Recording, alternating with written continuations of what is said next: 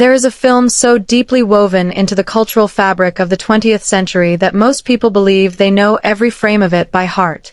A spinning governess on an Austrian hillside. 7 children in matching curtain outfits. A captain thawing like Alpine ice in spring. The Sound of Music, released by 20th Century Fox in March 1965, has been watched by hundreds of millions of people across 6 decades, in living rooms and cinemas and school auditoriums, on grainy VHS tapes and crystal-clear streaming services. And yet, hiding in that beloved polished masterpiece, are mistakes that most viewers have never once noticed. Some are the kind of continuity slips every film accumulates when shooting out of sequence across multiple weeks. But one moment in particular is different. One scene made it all the way through post-production, past the editors, past the director, past the studio executives, and onto every print ever distributed, completely unedited, with a blooper sitting right in the open, hiding behind the very emotions it was designed to create. Today, we are going to find it. But we are also going to do something more interesting than just pointing at errors. We are going to understand why they happened, because the story of how The Sound of Music was made is, in many ways, just as extraordinary as the film itself. Stay with us, because once you see what we are about to show you, you will never watch this movie the same way again. Before we dive into the specific bloopers buried in The Sound of Music, it helps to understand why mistakes end up in finished films at all, especially in a production as lavishly resourced and carefully supervised as this one. The Sound of Music was produced by Robert Wise, a director whose technical precision was legendary. Wise had already won Academy Awards for his work on West Side Story in 1961, and he approached every project with the meticulous eye of someone who had learned his craft in the cutting room. He literally began his Hollywood career as a film editor at RKO in the 1930s, working under the great Orson Welles on Citizen Kane. Wise understood editing the way a surgeon understands anatomy. And yet, the challenge of any large-scale film production is that by the time a movie reaches its final cut, the director and editor have watched every scene hundreds of times. The human brain, after sufficient repetition, stops seeing what is actually there and starts predicting what should be there. Cognitive psychologists call this phenomenon inattentional blindness. Our minds filter out information that our experience tells us is already known. An editor who has reviewed a sequence 60 times will, quite literally, stop noticing a glass switching hands or a drape disappearing from a floor. Their brain fills in the gap before their eyes can register it. This is not negligence. It is neuroscience. Add to this the extraordinary pressure under which The Sound of Music was assembled. Filming ran from March to September 1964, split between location work in Salzburg and Bavaria and studio photography on the Fox lot in Los Angeles. The production spanned 2 continents, 7 child actors who were physically growing and literally losing teeth during filming, relentless rain delays in Austria, and the constant financial pressure of a studio that had nearly bankrupted itself producing Cleopatra just 2 years earlier. Fox was not in a position to take its time. Robert Wise and editor William Reynolds, who would win an Academy Award for this film, were working under real constraints. Some things slipped through, and the most fascinating ones reveal exactly where the pressure was greatest. There is a moment in the nunnery sequence, during the section where the nuns discuss Maria and her rather chaotic effect on convent life, that contains one of the clearest, most unambiguous errors ever to survive into a film's final distribution print. The scene involves a nun escorting Maria toward the Mother Abbess's office. The nun places her hand on Maria's shoulder, delivers her line, "You can go in now," and steps away. Then, just moments later, from a different camera angle, the exact same action happens again. The same hand placement, the same line of dialogue, the same movement, repeated beat for beat, as though the first instance never occurred. This is not a continuity error in the conventional sense. It is not a glass in the wrong hand or hair that looks different between shots. This is an editing oversight of a more fundamental kind. The same piece of footage, or 2 near-identical takes, were assembled back-to-back in a way that creates an impossible repetition of a single moment in story time. It is the cinematic equivalent of a sentence being printed twice in a book, right next to itself, with no one catching it before publication. How does something like this survive? In a sequence that is emotionally charged, and the nunnery scenes in The Sound of Music carry real spiritual and emotional weight, representing Maria's internal conflict between devotion and desire, an audience's attention is anchored to the feeling of the scene, not its technical mechanics.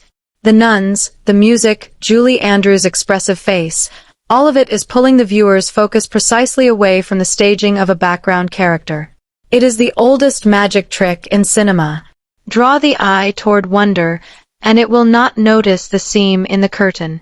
The opening sequence, Julie Andrews spinning in a sunlit mountain meadow as the title song swells on the soundtrack, required a helicopter-mounted camera to capture the sweeping aerial perspective that made the shot so breathtaking. In the mid-1960s, aerial cinematography of this kind was still a relatively young technology, and its challenges were considerable. The helicopter's rotor downwash, the powerful column of air pushed downward by the spinning blades, was strong enough to physically knock Andrews off her feet. According to multiple documented accounts, including Andrews' own recollections in later interviews, each pass of the helicopter sent her tumbling into the Alpine grass. She would later describe repeatedly picking herself up, spitting out whatever the Austrian meadow had deposited in her mouth, and preparing to do it all again. The sequence required 6 or 7 usable attempts before the crew captured a take that worked. But here is what most viewers do not know about that meadow. It was almost entirely manufactured. The field's original owner had agreed to preserve the tall, wild grasses that gave the location its cinematic grandeur. By the time the production arrived to film, however, the grass had been mowed. The farm was a working operation, not a film set, and the farmer's schedule did not wait for Hollywood. The production team responded by constructing artificial landscape elements. A stream was built from scratch, trees were repositioned, and the scene was carefully art-directed to restore the wild, natural look that the location had originally promised. The farmer, understandably, grew increasingly frustrated as helicopters disrupted his cattle and a film crew colonized his property for days. His irritation is not recorded in the film, but that gloriously spontaneous opening image, the very definition of natural freedom on screen, was in truth one of the most extensively engineered shots in the production. The irony is exquisite. The scene that feels most effortless cost the most effort to create. The 7 young actors playing the Von Trapp children ranged in age from roughly 7 to 21 during production, and the simple biological fact of adolescence created problems that no amount of planning could fully anticipate. Nicholas Hammond, who played Friedrich, grew approximately 6 inches during the course of filming. This meant that scenes shot later in the production could not always be matched seamlessly against scenes shot earlier, because Friedrich was literally a different height. In some sequences, Charmian Carr, who played the older Liesel, had to stand on boxes to maintain the visual hierarchy the script required between the eldest daughter and her younger siblings. Debbie Turner, who played the middle daughter Marta, lost her 2 front teeth during production. The props department responded by fabricating false teeth, a practical and entirely period-appropriate solution, but the challenge of maintaining visual consistency across scenes shot weeks apart was real. Eagle-eyed viewers who know what to look for can spot the slight variation in Turner's smile between different sequences. The bicycle choreography featured in Do Re Mi required weeks of dedicated rehearsal before the cast ever left Los Angeles.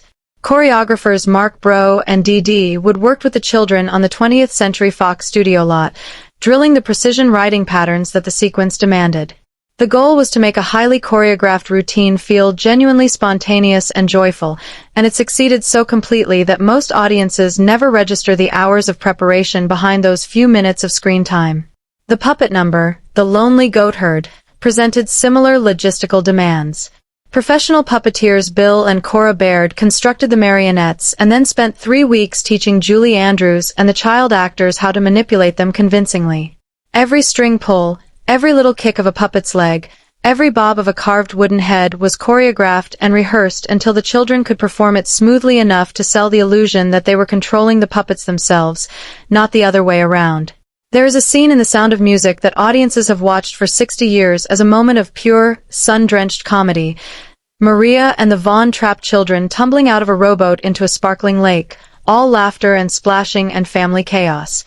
That scene involved real danger for its youngest participant. Kim Carruth, who played the baby of the family, Gretel, could not swim. The production plan called for Julie Andrews to fall forward into the water so that she would land in close proximity to Gareth and guide the child safely to the surface.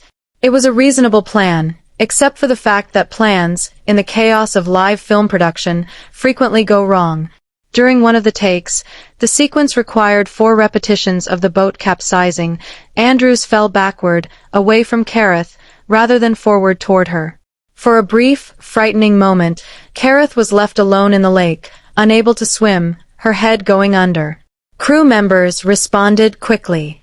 Heather Menzies, the actress playing Louisa, can actually be seen in the finished film helping to carry the small girl out of the water, a piece of genuine crisis response that was preserved in the final cut because it looked, to an uninformed viewer, exactly like the kind of thing an older sibling would do. Andrews spoke about the incident with considerable guilt in subsequent interviews, though she also consistently praised Caratha's composure. The child, after being pulled to safety, continued with the scene without complaint. What makes this so remarkable in the context of our blooper discussion is this: the help being rendered to Gareth on screen is real. It is not scripted. The authenticity that makes the lake sequence feel so alive and spontaneous is, in part, the product of an actual emergency being absorbed into the performance.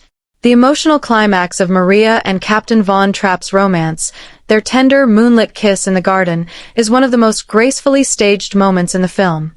It is lit with a soft, golden glow. The music swells. Andrews and Christopher Plummer lean toward each other with a restraint that makes the moment feel genuinely intimate rather than performative. It took 12 takes to capture, and virtually none of them felt romantic while they were happening. The culprit was the arc lighting equipment being used to create that soft evening glow. Arc lights of the period, powerful, hot, and not particularly subtle in their mechanics, emitted an unexpected byproduct. A deep, resonant groaning sound, somewhere between a mechanical hum and what both Andrews and Plummer later described, diplomatically, as a very loud and undignified noise. Every time the two actors leaned in to perform the kiss, this sound would emerge from the equipment, and both of them would break down in laughter before their lips could meet. Director Robert Wise, by all accounts, was not amused.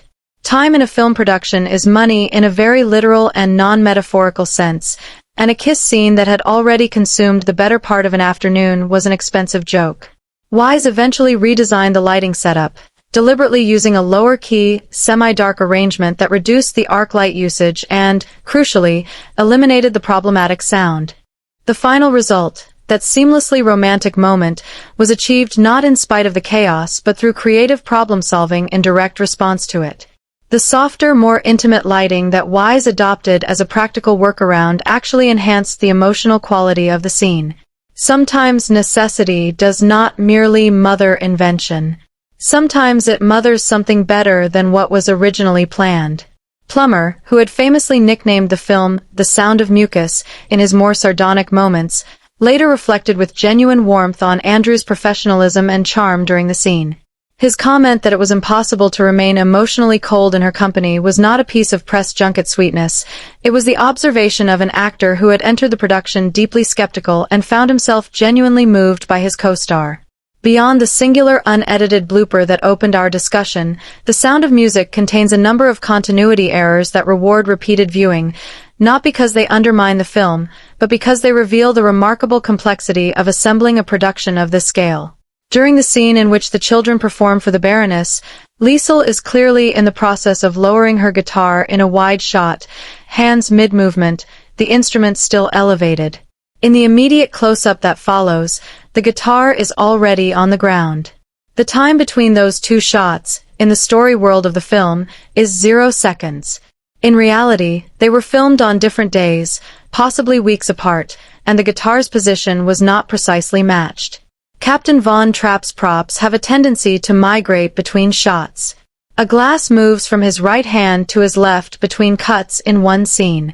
A drape he throws to the floor during a confrontation with the children vanishes entirely in the next angle, before reappearing as though it had been there all along.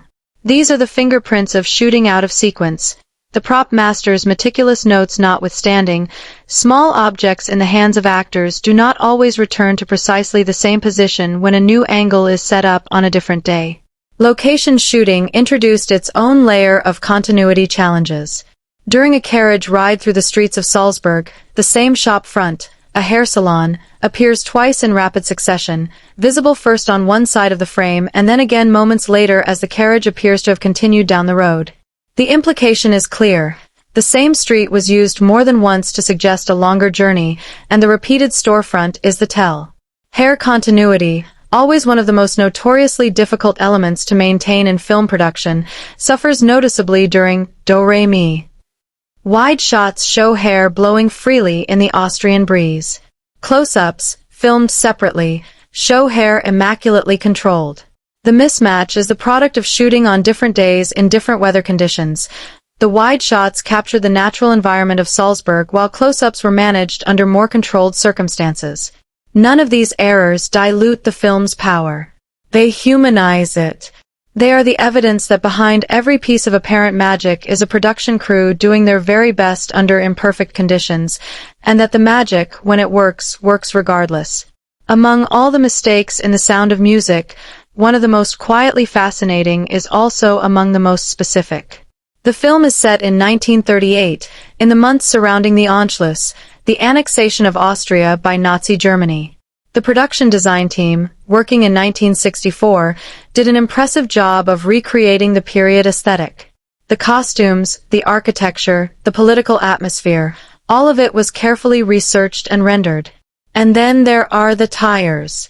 During the escape sequence, when the Von Trapp family departs in a motor vehicle, a downward-angled camera shot briefly reveals the underside of the car. Visible on the vehicle are Michelin X radial tires, a technically identifiable model that Michelin did not introduce until 1948. The family is supposedly fleeing Austria in 1938, on tires that would not exist for another decade. This is a kind of anachronism that only surfaces when a production detail that seemed irrelevant, who looks at the tires, happens to be captured in frame. The set designers did not choose those tires for dramatic effect. They were simply the tires on the available vehicle, and nobody on set, in editing, or in post-production caught the problem before the film was released. It is a small thing. But it is the precise kind of small thing that demonstrates how even the most careful productions carry the texture of the era in which they were made, not just the era they are depicting. Here is the truth about the bloopers in The Sound of Music. They do not diminish the film. If anything, understanding them deepens it. Every mistake in this movie is the fossil record of a decision made under pressure, a take accepted because the next one might be worse, a shot cut together because the schedule demanded it, a prop left in the wrong hand because the editor had watched the sequence 60 times and their brain had stopped registering the detail. These are not failures of craft.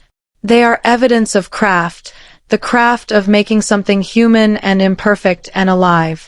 Robert Wise and his team created a film that has endured for 60 years not because it is flawless, but because it is felt. Julie Andrews' performance does not survive 6 decades because it is technically perfect. It survives because it is true. The lake scene is not beloved because it was safely controlled. It is beloved because something real happened in that water, and the camera was there to see it.